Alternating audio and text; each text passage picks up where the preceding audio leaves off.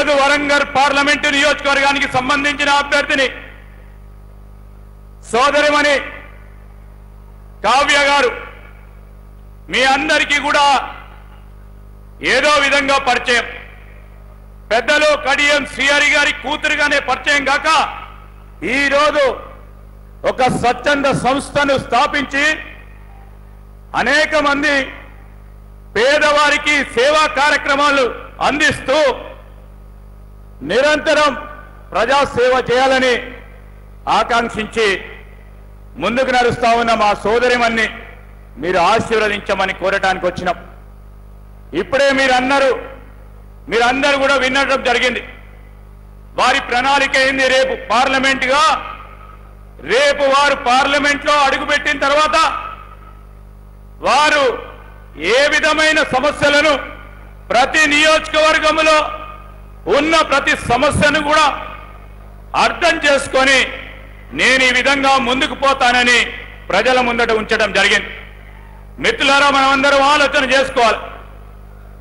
ఆలోచన పరులని విద్యావంతురాలు ఒక ప్రణాళిక సిద్ధం చేసుకొని ప్రజాసేవ చేయడానికి ముందుకు నడుస్తా ఉన్న కావ్య గారిని ఆశీర్వాదం ఇద్దామా, లేకుంటే రాజకీయ నాటకంలో మేమున్నామని ప్రచారాలు చేసుకుంటూ ముందుకు నడిచే బీజేపీ టీఆర్ఎస్ అభ్యర్థులకు మనం ఆశీర్వాదం ఇద్దామా? ఒకసారి ఆలోచన చేయమని కోరడానికి వచ్చినాం.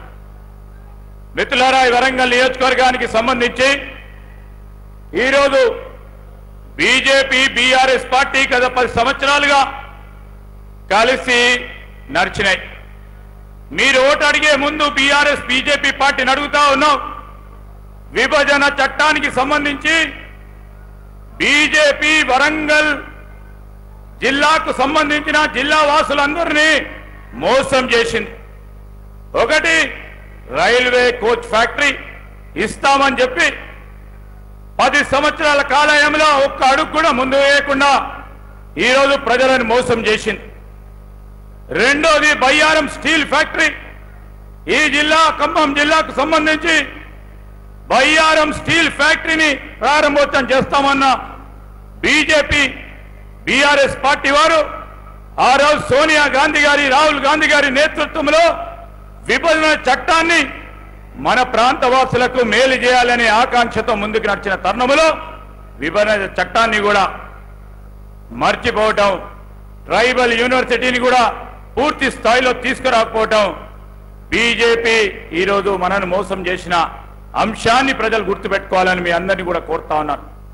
యువతకు సంబంధించి నిరుద్యోగ యువతకి చెప్పిన మాటను విస్మరించింది.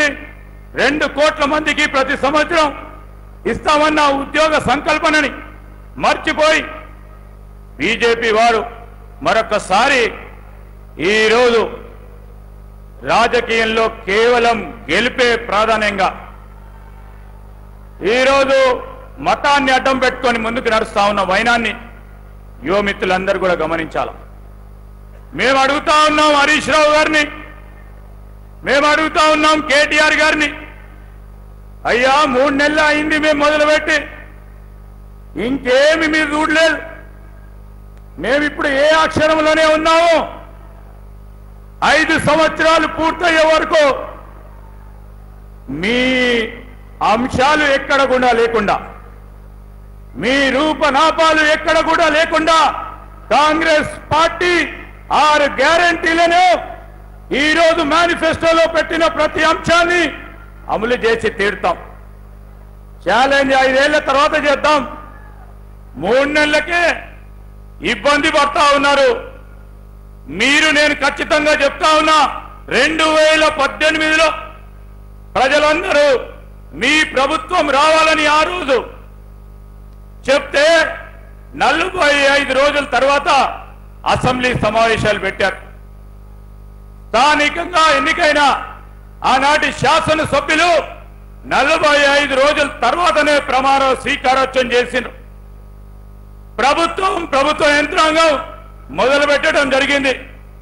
మేము 90 రోజుల్లో ఇచ్చిన ప్రధానమైన వాగ్దానాన్ని అమలు చేస్తా ఉంటే ఎందుకు భయపడతా ఉన్నారు?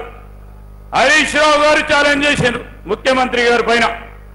మేము చెప్తా ఉన్నాం, హరీష్ రావు గారికి చెప్తా ఉన్నాం, 5 సంవత్సరాల తర్వాత మీరు మీ పార్టీలో ఉంటే మీరు రండి, మేము ఈ 5 సంవత్సరాల కాలంలో 6 గ్యారంటీలని మేనిఫెస్టోలో పెట్టిన ప్రధానమైన అంశాలని చేయకుండా ఉంటే మేము ఎవ్వరం కూడా నిలవడం అని చెప్తా ఉన్నాం. ఇది మా ఛాలెంజ్ అని కూడా మీ అందరికీ మనవి చేస్తా ఉన్నాం.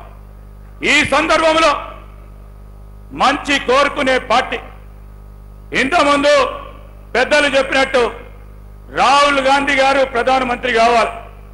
కాంగ్రెస్ పార్టీ శ్రేణులు అనేక మంది ఈ 10 సంవత్సరాల కాలంలో నిరంతరం పనిచేస్తా ఉన్నారు.